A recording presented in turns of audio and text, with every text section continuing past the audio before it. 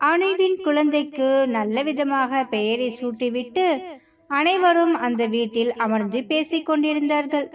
அனுப்பிரகாஷ் பாப்பாவுக்கு நல்ல விதமா பெயர் வச்சாச்சு. எங்களுக்கு ரொம்ப சந்தோஷமா இருக்கு. இந்த ஃபங்க்ஷன்ல வந்து கலந்து கொண்டது. இந்த மாதிரி எப்பவுமே நம்ம வீட்டுல கலகலன்னு இருக்கணும் தான் என்னோட ஆசை. இதுக்கப்புறமா நம்ம சரசுவோட கல்யாணம் தான். அதுக்கு எங்க எப்பன்னு முடிவு பண்ணிட்டு எங்களுக்கு சொல்லுங்க. இதே மாதிரி நம்ம சரசுடைய கல்யாணத்தையும் வந்து ஜாம்னு நடத்தி வச்சிடலாம் என்று அனைவரும் பேசிக்கொண்டிருந்தார்கள். அப்படியே பேசிவிட்டு மாலை டீ குடித்து விட்டு அனைவரும் அவரவர்கள் வீட்டுக்கு கிளம்புவதற்கு தயாரானார்கள். முதலில் காயத்ரி அம்மாவும் கிளம்புவதற்கு தயாரானார்கள். சரியனக்கா, நாங்க போயிட்டு வரோம் என்று அவர்கள் சொல்லவும், சரி காயத்ரி, பார்த்து போயிட்டு எங்களுக்கு போன் பண்ணு என்று சொல்லி அவளை அனுப்பி வைத்தார்கள்.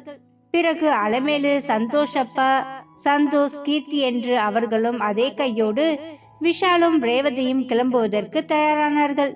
இப்படியே அங்கிருந்து ஒவ்வொருவராக கிளம்பி அவர்கள் வீட்டிற்கு செல்வதற்கு கிளம்பினார்கள். கடைசியாக சுந்தரேசன் ஃபேமிலி மட்டும் அணுவில் வீட்டில் இருந்தார்கள். என்னம்மாமா, நீங்களும் கிளம்புறீங்களா என்று சொல்லவும், இல்ல நான் கிளம்பல.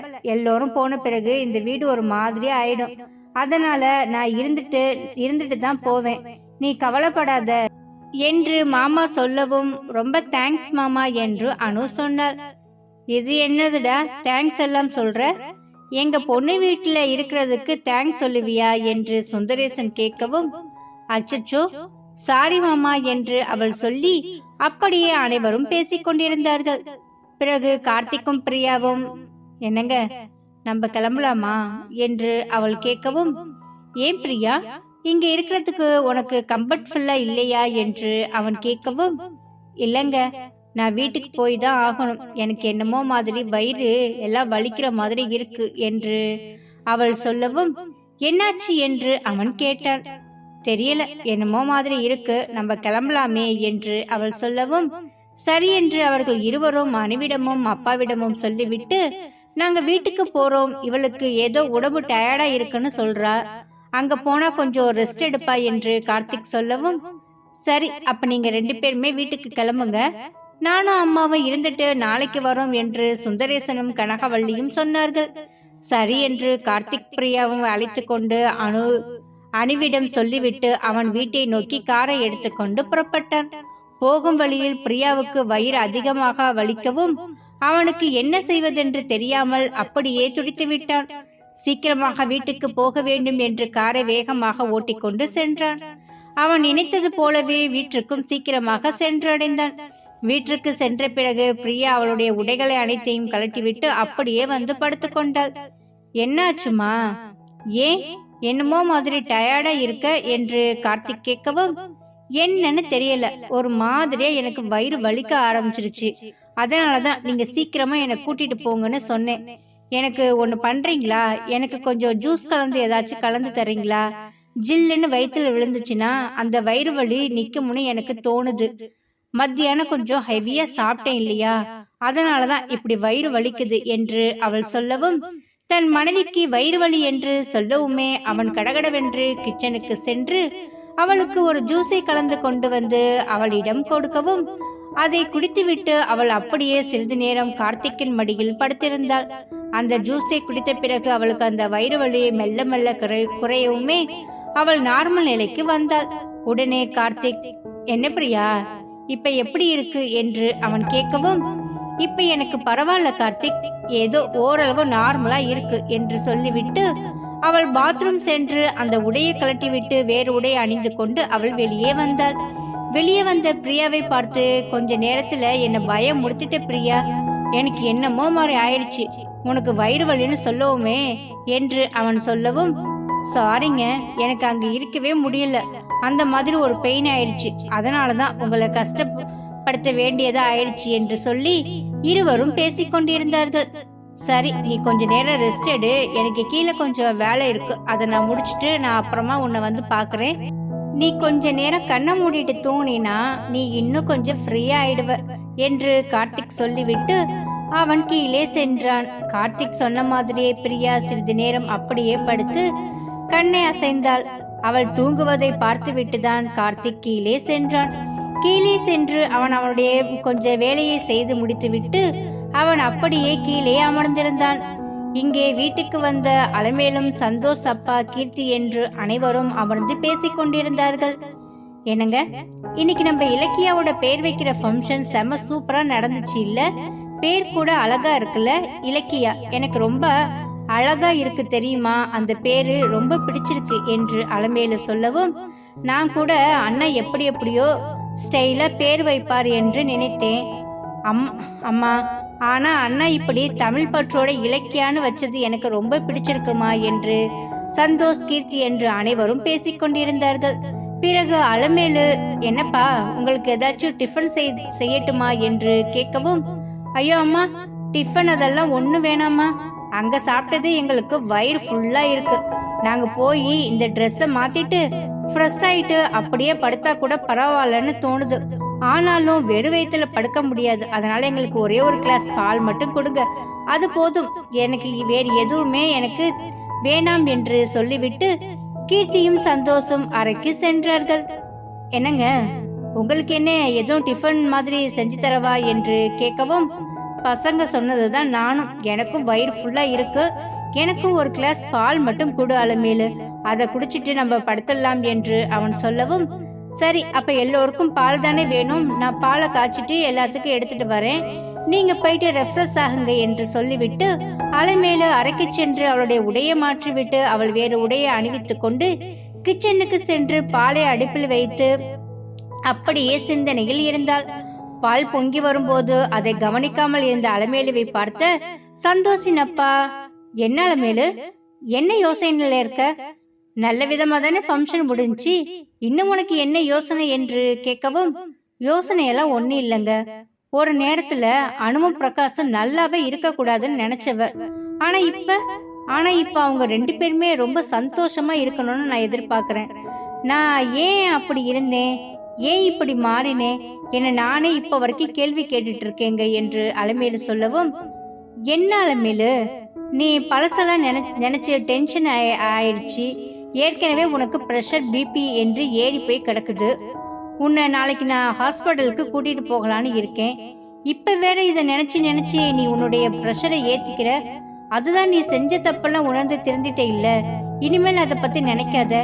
இப்ப நம்ம பசங்களுக்கு கல்யாணம் பண்ண போறோம், அவங்களுக்கு எப்ப கல்யாணம் பண்ணணும், அதுக்கு நம்ம யார் யாரை கூப்பிடணும், என்ன வாங்கணும், என்ன பண்ணணும் அப்படிங்கறத யோசி.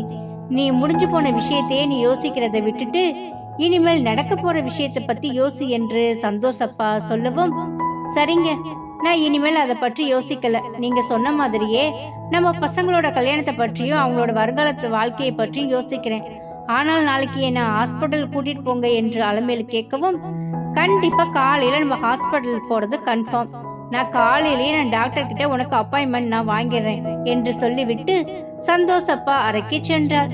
இங்கு அலமேலு ஆளுக்கு ஒரு கிளாஸ் பாலை ஊற்றிக்கொண்டு சந்தோஷிடமும் கீர்த்தியிடமும் கொடுத்து விட்டு அவர்களுடைய பாலை எடுத்துக்கொண்டு அறைக்கு சென்று பாலை எடுத்து சந்தோஷப்பா கையில் கொடுக்கவும் அந்த பாலை வாங்கி குடித்து விட்டு, சரி அலமேலு, நீ மாத்திரையெல்லாம் போட்டுட்ட, நீ தூங்கு, நாளைக்கு நம்ம காலையில ஹாஸ்பிட்டல் போகலாம் என்று சொல்லிவிட்டு அப்படியே இருவரும் உறங்குவதற்கு ஆயத்தமானார்கள். இங்கு காயத்ரியும் காயத்ரி அப்பா அம்மாவும் பேசிக் கொண்டிருந்தார்கள்.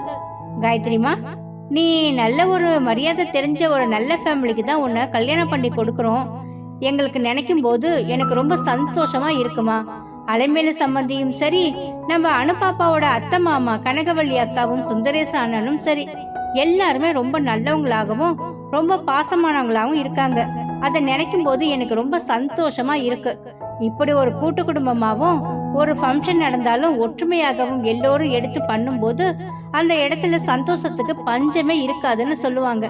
அந்த மாதிரிதான் சந்தோஷ் மாப்பிள்ளையும் சரி, பிரகாஷ் தம்பி, அந்த கார்த்திக் தம்பி சரி, விஷால் தம்பி எவ்வளவு உள்ளுணர்வா எல்லா வேலையும் அவங்க எடுத்து செய்யறாங்க.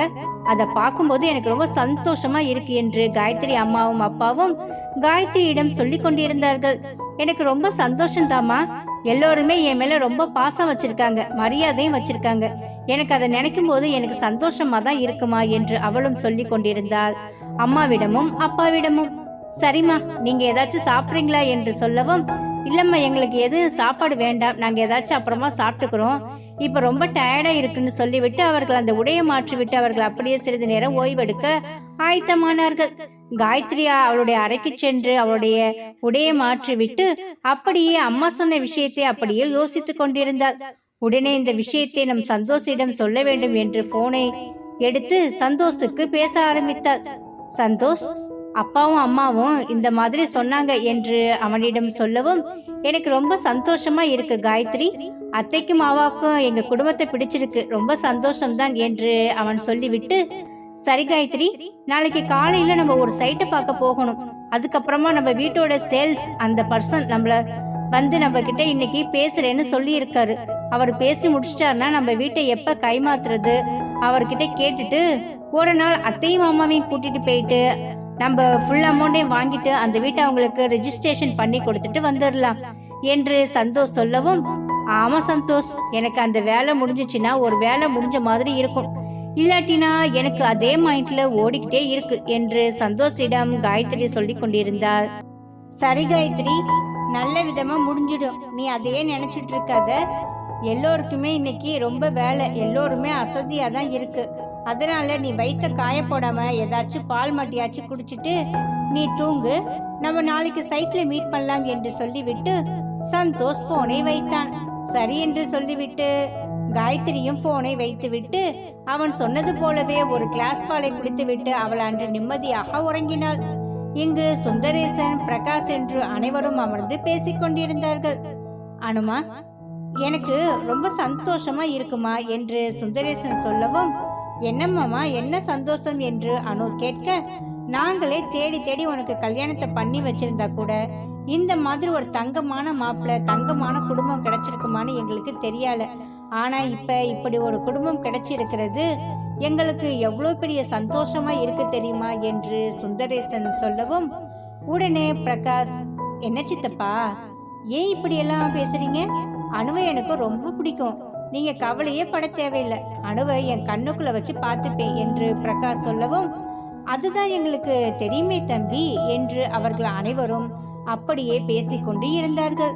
உடனே கனகவள்ளி, அனுமா, பாப்பாவை இப்படியே நம்ம மடியிலேயே வச்சிட்டு இருக்க கூடாது, அப்புறமா உன்னை விடவே மாட்டா, அப்படியே தூங்கி அவள் தொட்டியில போடு, தூங்கட்டும், பாப்பா ரொம்ப அசதியா இருந்திருப்பாள், கொஞ்சம் முழிச்சிருந்தா அவளுக்கு திருஷ்டி சுத்தி போடலான்னு பார்த்தேன் என்று அவர்கள் சொல்லவுமே அவள் கண் விழித்து பார்த்தாள்.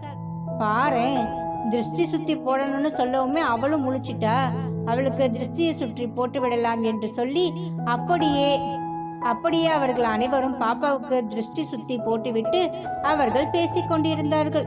அப்பொழுது அனு மாமாவிடம், மாமா, நம்ம ஊருக்கு பக்கத்துல ஒரு கிராமம் இருக்கு இல்லையா, அந்த ஊருக்கு நாங்க போகணும் மாமா என்று அனு சொல்லவும், ஏமா அந்த ஊருக்கு எதுக்கு போற என்று அவன் கேட்கவும், இல்ல மாமா, அந்த ஊர் தான் நம்ம பிரகாஷோட பூர்வீக சொந்த ஊர், அங்கதான் இவர் பிறந்து வளர்ந்தது எல்லாமே, அவங்க அம்மா அப்பா இறந்ததுக்கு அப்புறமா தான் அவர் இந்த ஊருக்கு வந்துட்டாரு, அதனால அது அவர் வாழ்ந்த ஊர், கல்யாணத்துக்கு அப்புறமா அவர் அங்க போறதே இல்லை, நான் கன்சீவ் ஆனதுக்கு அப்புறமா குழந்தை பிறந்த பிறகுதான் பாப்பாவை தூக்கிக்கிட்டு அங்க போகணும்னு இவர் ஆசைப்பட்டாரு, நம்ம சரசக்கா கல்யாணத்துக்கு முன்னாடி நம்ம ஒரு வாட்டி அங்க போயிட்டு வந்துடலாமா என்று அனு சொல்லவும், அப்படியா, அந்த ஊர்ல எனக்கு எல்லாருமே தெரியுமே தம்பி, அங்க யாருப்பா, அவங்க அம்மா அப்பா பேரு என்ன என்று சுந்தரேசன் கேட்கவும், அம்மா பெயர் ஆதிலட்சுமி, அப்பா பெயர் குணசேகரன் என்று சொல்லவும்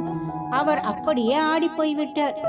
எனது ஆதிலட்சுமி குணசேகரன் என்று அவர் கேட்கவும், ஆமா சித்தப்பா, ஏன் உங்களுக்கு எங்க அம்மா அப்பாவை தெரியுமா என்று அவன் கேட்கவும், என்ன தம்பி இப்படி சொல்லிட்ட, குணசேகரன் ஆதிலட்சுமி, குணசேகரன் என்னுடைய பாலிய சிநேகிதன், என்னுடைய உயிர் நண்பன், அவன் இறந்து போவான் என்று நான் கனவுல கூட நினைச்சு பார்க்கல, அவனோட பிள்ளையா நீ, உன்னை நான் எவ்வளவு நாள் தேடிட்டு இருந்திருப்பேன் தெரியுமா, நீயே அவனோட பிள்ளைன்னு உன்னை பத்தி நீ குழந்தையா இருக்கும்போது உங்க அப்பா என்கிட்ட சொல்லி ரொம்ப பெருமைப்படுவார்ப்பா, நீ தான் அந்த பிள்ளையா இருப்பேன்னு நான் நினைச்சு கூட பார்க்கல, எனக்கு ரொம்ப சந்தோஷமா இருக்கு.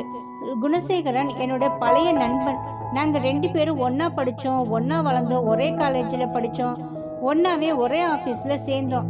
ஆனா என் தங்கச்சி மாதிரி அவங்க 2 பேருமே அதே பஸ்ல ஆக்சிடென்ட் ஆகி அவங்களுக்கும் அல்பாயுஸ்ல போவாங்கன்னு நான் நினைச்சு கூட பார்க்கல.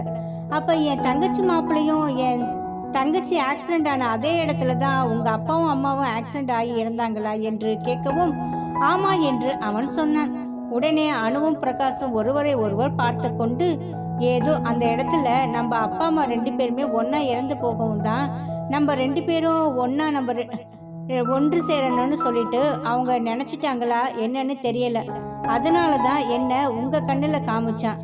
நான் உங்க கண்ணுக்கு பட்டு நம்ம 2 பேரும் காதலிச்சு இப்ப திருமணம் பண்ணி இதோ ஒரு அழகான குழந்தையை பெற்றுக்கோம் என்று நினைக்கும் போது எனக்கு நெஞ்சுக்குள்ள ஏதோ பண்ற மாதிரி இருக்கு என்று அவள் சொல்லிக்கொண்டு அப்படியே பிரகாஷ் தோளில் சாய்ந்து அப்படியே அவள் கவலைப்பட்டு கொண்டிருந்தாள். அம்மாடி, கவலைப்படாதம்மா, அவங்க கடவுள் ஆயிட்டாங்க. அதனால இப்ப அவங்கள பத்தின பேச வேணாம். ஏதோ தம்பி அந்த பேரை சொல்லவுமே நான் அதை பத்தி உங்ககிட்ட பேசி அவங்கள ஞாபகப்படுத்தி விட்டேன். சரி விடுங்க. நீங்க சொன்ன மாதிரி சரசு கல்யாணத்துக்கு முன்னாடியே நம்ம அந்த வீட்டுக்கு போயிட்டு வந்துடலாம். அப்போ ஒண்ணு பண்ணலாம், நம்ம கார்த்திக் கிட்டையும் பிரியா கிட்டையும் சொல்லிட்டு நம்ம நாளைக்கு ஈவினிங் வேணா இங்கிருந்து கிளம்பி நம்ம வீட்டுல தங்கிட்டு அங்கிருந்து நம்ம வேணா அந்த ஊருக்கு போய் ஒரு நாள் இருந்துட்டு வரலாம் என்று சுந்தரேசன் சொல்லவும் சரி என்று பிரகாஷ் அனுவும் சொன்னார்கள். இப்படியே அவர்கள் சொந்த ஊருக்கு செல்ல போகிறோம் என்ற சந்தோஷத்தில் அன்று இரவு அவர்கள் அனைவரும் உறங்குவதற்கு சென்றார்கள். உறங்குவதற்கு அறைக்கு சென்ற பிறகு என்ன ஒரு மாதிரியா இருக்கு என்று பிரகாஷ் கேட்கவும் ஒன்னும் இல்லைங்க, அத்தையும் மாமாவும் எங்க அம்மாவும் அப்பாவும் இப்படி ஒரு நேரத்துல ஒன்னா போவாங்கன்னு நம்ம 2 பேருமே நினைச்சு பார்த்திருக்க மாட்டோம்ல என்று கேட்கவும் ஆமா, சித்தப்பா சொல்லவுமே எனக்குமே ரொம்ப ஷாக்கிங்கா தான் இருந்துச்சு. இருந்தாலும் வேணாம், அதை பத்தி நம்ம பேச வேணாம். அதை பத்தி நம்ம பேசினா நம்மளுக்கு சங்கடங்கள் தான் அதிகமா இருக்கும். அவங்கள மறக்க முடியாத வேதனைகள் நம் மனசுக்குள்ள எவ்வளவோ இருக்கு. அதை பத்தி பேச நம்மளுக்கு தான் வருத்தமும் கவலையும். அதை விடு, இன்னைக்கு நம்ம இலக்கியாவுக்கு நடந்த ஃபங்க்ஷனை பத்தி நம்ம பேசலாம் என்று சொல்லி அவர்கள் இருவரும் இலக்கியாவின் பெயரை சூட் விழாவை பற்றி அவர்கள் சந்தோஷமாக பேசி அனு அப்படியே சந்தோஷை கட்டிப்பிடித்து கொண்டு என்னங்க பாப்பா ஃபங்க்ஷன் செம்மையா முடிஞ்சிச்சு, எனக்கு ரொம்ப ஹாப்பியா இருக்கு. இந்த மாதிரி இந்த ஃபங்க்ஷன் இவ்வளவு சூப்பரா நடக்கும்னு நினைச்சு கூட பார்க்கல என்று சொல்லி அவர்கள் இருவரும் அப்படியே சந்தோஷமாக பேசிக் கொண்டிருந்தார்கள். இலக்கியா கனகவள்ளி தான் பார்த்துக் கொள்கிறேன் என்று சொல்லிவிட்டு அவள் பக்கத்தில் அந்த குழந்தையை படுத்துக் கொண்டாள். அத்தையின் அரவணைப்பில் படுத்திருந்த குழந்தை பெரிதாக எடுத்துக்கொள்ளாமல் பிரகாஷுடன் வந்து அவளுடைய சந்தோஷத்தை வெளிப்படுத்திக் கொண்டு அப்படியே இருவரும் கட்டிப்பிடித்து அன்று இரவு சந்தோஷமாக உறங்கினார்கள். இங்கே பிரியாவும் கார்த்திக்கும் அங்கு நடந்த நிகழ்ச்சி ஃபங்க்ஷனை நினைத்து பேசிவிட்டு இருவரும் அப்படியே சாப்பிட்டு விட்டு மேலே வந்து பேசிக் கொண்டிருந்தார்கள். கார்த்திக், இன்னைக்கு ஃபங்க்ஷன் செம்மையா இருந்ததில்ல? எல்லாருமே வந்திருந்தாங்க, எனக்கு ரொம்ப பிடிச்சிருந்துச்சு என்று அவள் சொல்லி அவனிடம் பேசிக் கொண்டிருந்த பொழுது ஆமா பிரியா, எனக்கு கூட ரொம்ப ஹாப்பியா இருந்தது. ஆனா இப்ப வீட்டுக்கு வரும்போது நீ வயிறு வலின்னு சொன்ன பத்தியா, அத நினைச்சது எனக்கு ரொம்ப கவலையா ஆயிடுச்சு என்று அவன் சொல்லவும் ஏங்க கவலைப்படுறீங்க, அது கொஞ்சம் ஹெவியா சாப்பிட்டதுனால ஏற்பட்ட வலிதான், மற்றபடி ஒண்ணு இல்லை என்று சொல்லி சரி பிரியா, உனக்கு டயர்டா இருக்கா என்று அவன் கேட்கவும் ஏன் உங்களுக்கு டயர்டா இருக்கா, நான் அங்க என்ன வேலை செஞ்சேன், எனக்கு அவ்வளவுலாம் டயர்டா இல்லை, நீங்க தான் நிறைய வேலை செஞ்சிருப்பீங்க என்று சொல்லவும் சரி அப்படி ஒண்ணு பண்ணு, அங்க வேலை செய்யல பாவம் சந்தோஷ் முரளி அண்ணா பிரகாஷ் அண்ணா இவங்க தான் நிறைய வேலை செஞ்சாங்க, நான் ஒன்னும் வேலை செய்யவில்லை என்று அப்படியே இருவரும் பேசிக் கொண்டிருந்தார்கள். சரிங்க, ஒரு நிமிஷம் இருங்க என்று அவள் சொல்லிவிட்டு எழுந்திருக்கும் போது என்ன பிரியா எங்க இருக்க என்று கேட்கவும் லைட் ஆஃப் பண்ணிட்டு வரங்க, லைட் ஆஃப் பண்ணாதானே தூங்க முடியும் என்று சொல்லி லைட்டின் மீது கையை வைக்கும் போது அவள் மீது ஏதோ விழுந்தது போல ஒரு உணர்வு ஏற்பட்டதும் ஐயோ கார்த்திக், என் மேலே என்னமோ விழுந்துருச்சு என்று அவள் கத்தவும் உடனே கார்த்திக் எழுந்து வந்து என்ன பிரியா என்ன விழுந்துச்சு என்ன என்று அவன் கேட்கவும் தெரியல, லைட் ஆஃப் பண்ணும்போது என் மேலே ஏதோ விழுந்துருச்சு என்று சொல்லிவிட்டு அவள் உடனே அவளுடைய ஆடைகளை அனைத்தையுமே அவள் கழட்டி போட்டுவிட்டு ஐயோ இந்த ட்ரெஸ்ஸுக்குள்ளதான் இருக்கு விழுந்துருச்சு என்று அவள் கத்திக்கொண்டே இருந்தாள். உடனே அவன் அந்த ஆடையை எடுத்து உதறி பார்க்கவும் அதில் எதுவும் இல்லை என்று சொன்னான்.